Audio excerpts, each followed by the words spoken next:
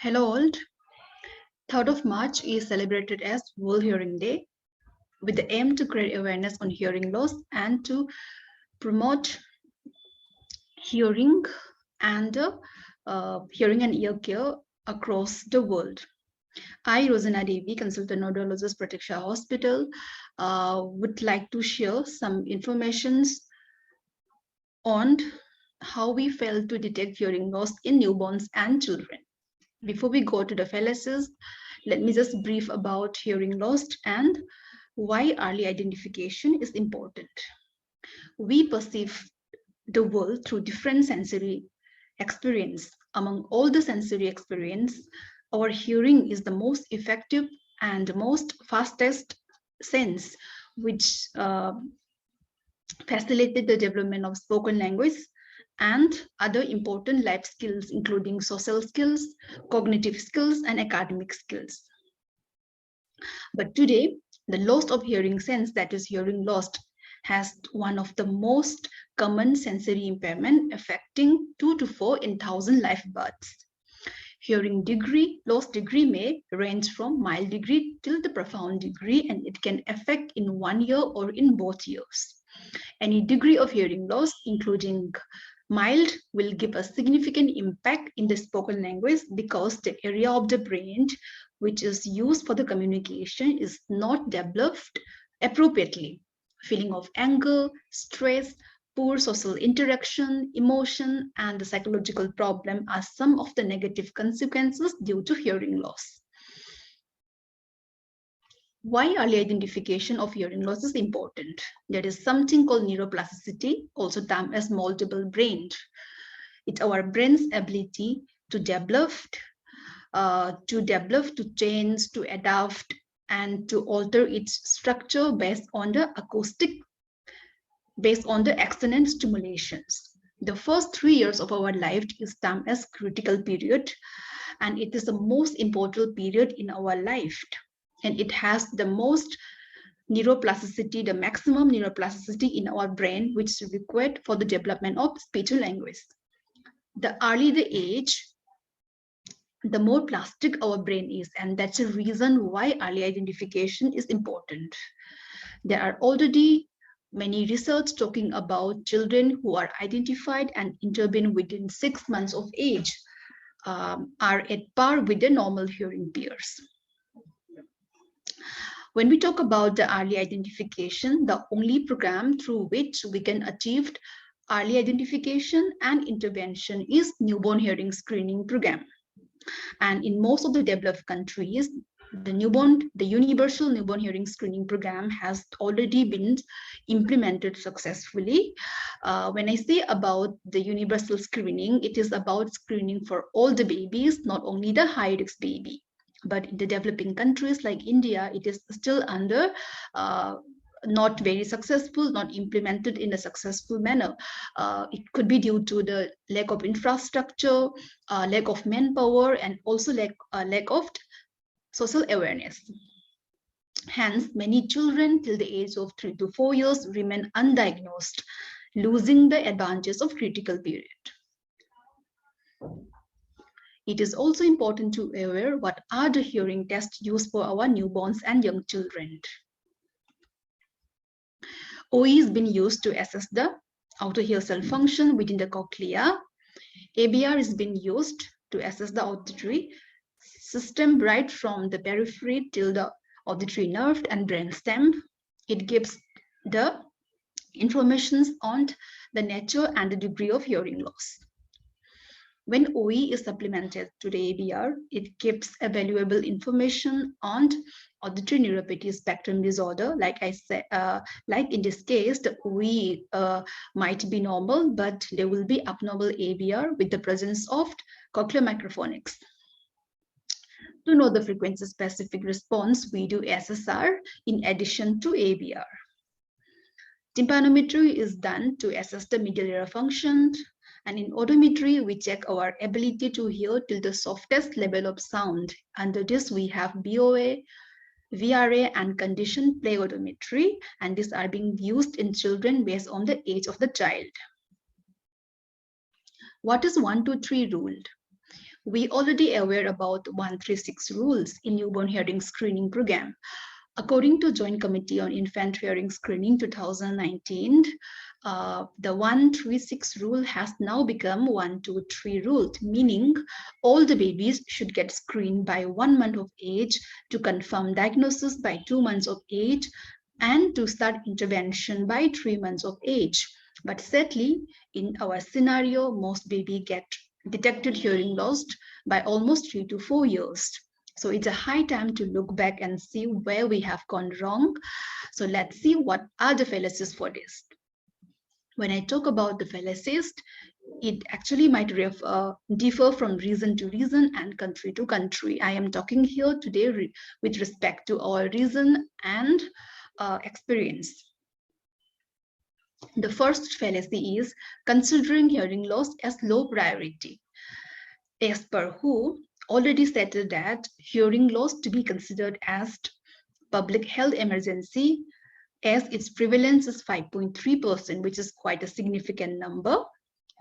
But sadly, many considered hearing loss as low priority and take it lightly because it doesn't lead to mortality.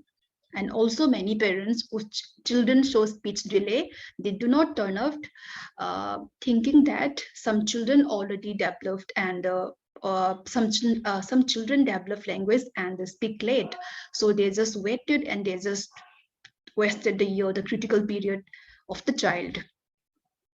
So to maximize the early detection, government should take up the proper action to make early screening compulsory, just like immunization program, and it will be good if we coordinated these two programs together. Lack of awareness. When I talk about the lack of awareness, it is not only the parents, it is also the professionals. Many parents and the professional are not aware that early detection and intervention can make the child perform equally like normal hearing peers. But some of the time, in fact, some physician itself tell the parents that they can go for the BERA follow-up at the later age also if the first screening was passed. But in this case, it might miss to diagnose mild hearing loss and auditory neuropathy spectrum disorder. And also, many parents are not aware that where and to whom they should take the baby when they suspect hearing loss. So they take to some professional who are not qualified enough to detect hearing loss and intervene. I just want to share an example in this regard. I have a patient who has been implanted by almost around 5 years. And the reason of being late was when he was just 2 years, the parents took him to 2 different centers to check his hearing. But sadly, the report was normal. So the parents waited, hoping that he will start developing language one day. But when it did not happen, parents took him to another center for the 3rd time. And there he was diagnosed bilateral severe hearing loss.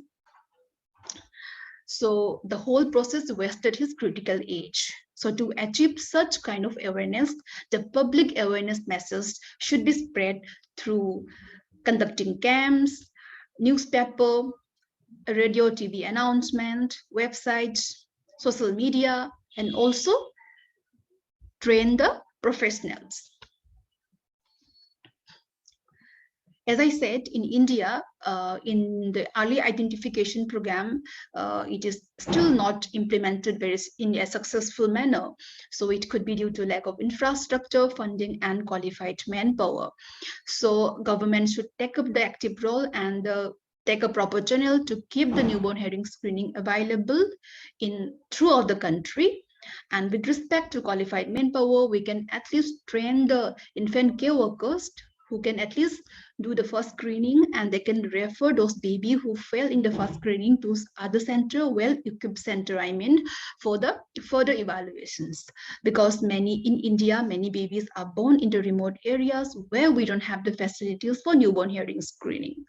So in that manner, this will somehow help to some extent. Effective counseling is very important to run the hearing screening program to keep the child in track, in fact. So Many of the child after the first screening, they do not turn up because due to lack of effective counseling. Okay, so we should start the counseling right from the beginning. Like before we start the test, we can counsel the parents about the justification of doing the screening and also how we proceed.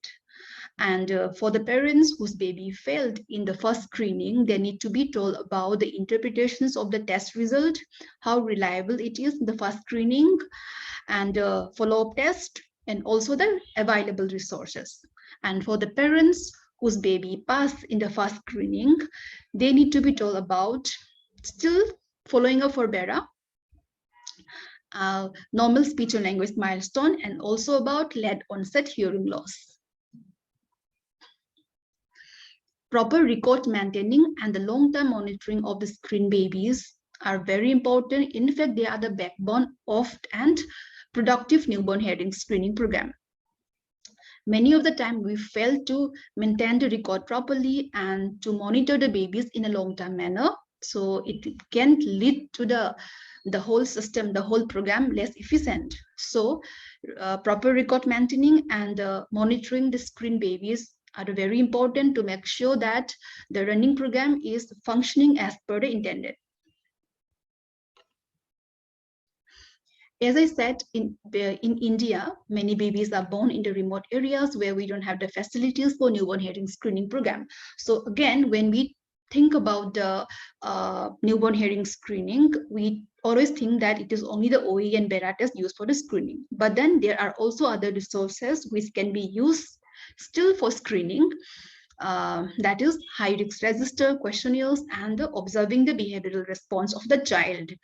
In high risk register, uh, babies who are born with one or more high risk registers are identified. Okay, high risks are identified.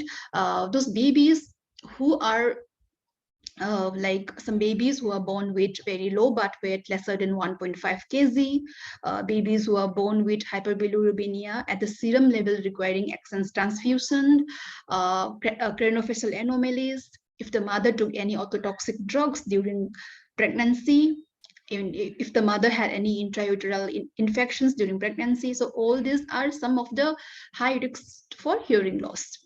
In questionnaires, parents are asked a list of questions based on the auditory response of the child to different kind of sounds and also the speech and language milestone.